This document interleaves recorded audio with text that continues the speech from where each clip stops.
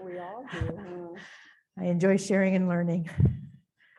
My dad always said I was a professional student. Didn't think he ever thought I was going to get out of school.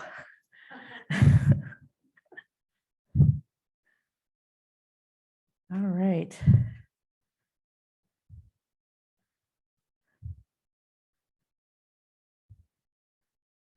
Okay, we are up and ready to go. And I am going to be talking about using essential oils to enhance other modalities. So I talked a little bit about myself yesterday. In the middle of central Illinois, started out with hogs, dogs, and horses. And then I had an opportunity, didn't feel like much of an opportunity at the time, when you lose a quarter of your business to a swine disease, but it did open the door. And so I went back to school and did my training for chiropractic, acupuncture, and then also healing touch, the HTA, healing touch for animals.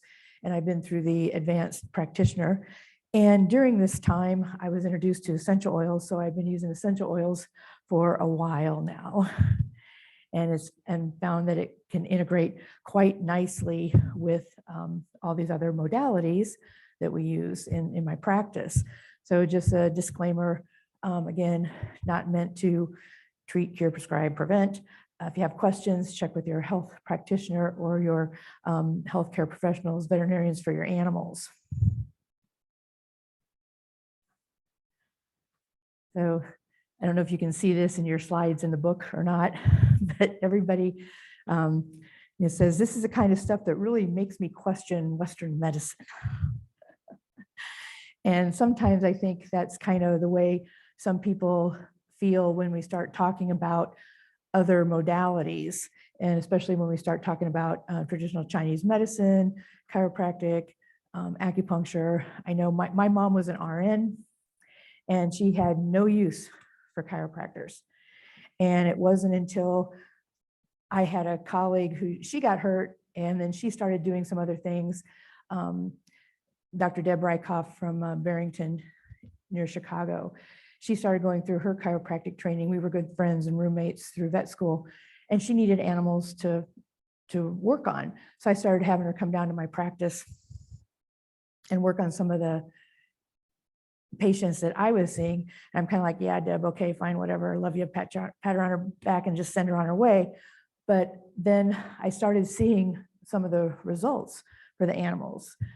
And then in '96, I came off a horse in competition in Shelbyville, Tennessee. And I came to the conclusion, hey, if this is working for the animals, maybe I better see what it can do for me. And so I started getting chiropractic care for myself. And then it's like, that's it. I'm going back to school. I'm going to learn this. So started off with chiropractic. And then I called myself Dr. Deb's lemming. I just walked off that cliff after her. And then started in with acupuncture, essential oils, Chinese herbs, all that stuff. So now this sign is in my clinic.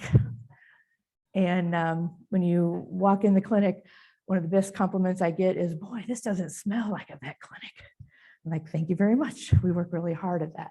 If you've ever been there and to a clinic and smell all the chemical disinfectant smells, that type of thing, we try really hard not to be that way. And it's also another compliment that I get when the clients come in and they say their dog is like jumping out all around you when they turn the corner to come into the clinic, so they know where they're going. So I appreciate that a lot. So we're going to start with the modality of chiropractic. And I have to admit, when I started going to chiropractic school for the animals, I mean, you go through vet school and you're taught anatomy, and a bone is a bone is a bone, right? So at that time, I mean, I could not have told you what was a cervical bone, a thoracic, or a lumbar vertebrae. I couldn't tell you that. So had to go back and relearn it from a different perspective. And it has stood me in good stead. So chiropractic comes from the Greek word to perform with the hands. And the focus is primarily on the neuromusculoskeletal system. And the big why, and I think we've learned that here these last few days through the workshops and everything, the big why is because the nerves control everything, right? Everything we've learned here. And the goal of chiropractic is to restore function and mobility, restore nerve transmission, and help the individual achieve their optimum potential and heal from within. So it's not necessarily the act of doing the adjustment, but we're giving, and I say this with a lot of the modalities that I use, I like to give the body the basic building blocks it needs to do what it does best. And that's be in a state of homeostasis. So